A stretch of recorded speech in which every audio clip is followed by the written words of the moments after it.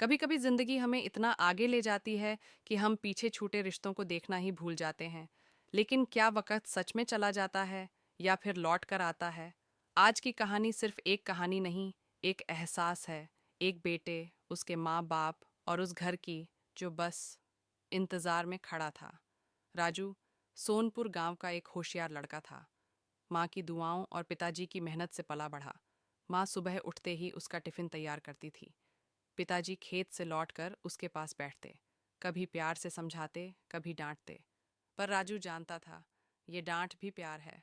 राजू अक्सर कहता, मैं बड़ा आदमी बनूंगा माँ, आपको ऐसी वाला घर दूंगा। और पिताजी, अब आपको खेत में काम नहीं करना पड़ेगा। माँ मुस्कुराती थी, जो भी बनना बेटा, इंसानियत मत छोड़ना। राजू शहर चला गया, बड़ी यूनिवर्सिटी में पढ़ाई की और फिर एक बड़ी कंपनी में नौकरी भी मिल गई। अब उसके पास गाड़ी थी, ऐसी ऑफिस था, शहर का अपना घर था। पर उस घर में माँ की रोटियां नहीं थीं, पिताजी की कहानियां नहीं थीं।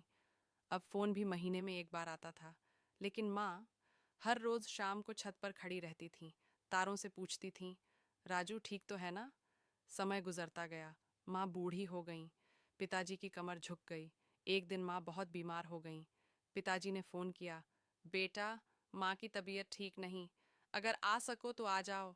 राजू बोला, अभी ऑफिस में बहुत काम है पिताजी, एक हफ्ते में आता हूँ। वो हफ्ता कभी खत्म नहीं हुआ। एक दिन फोन आया, माँ नहीं रहीं, बस यही शब्द थे।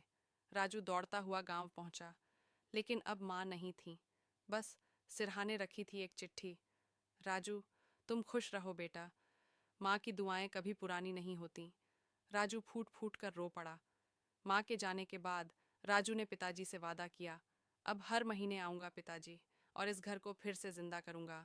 उसने घर की मरम्मत करवाई, खेत की देखभाल शुरू की और माँ के नाम पर एक स्कूल खोला, सरस्वती शिक्षा निकेतन। अब वो हर महीने आता, पिताजी के साथ बैठता और माँ की चिट्ठियाँ पढ़ता। भाग 6। वक्त लौट कर आता है।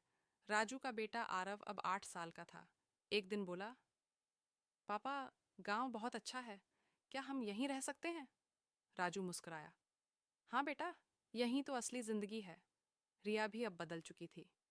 वो गांव की महिलाओं को ट्रेनिंग देने लगी और सोनपुर की तस्वीर फिर से बदलने लगी। कहते हैं, वक्त चला जाता है, पर अगर रिश्तों को सहेज लो तो वक्त लौट कर भी आता है। माँ बाप की ममता, परिवार की छाँव, ये चीज़ें कभी पुरानी नहीं होती। और जो इंसान ये समझ जाए, वही असल में सफल होता है। अगर आपको ये कहानी पसंद आई हो तो चैनल को ज़रूर सब्सक्राइब करें। मैं फिर मिलूंगी एक नई कहानी के साथ। धन्यवाद।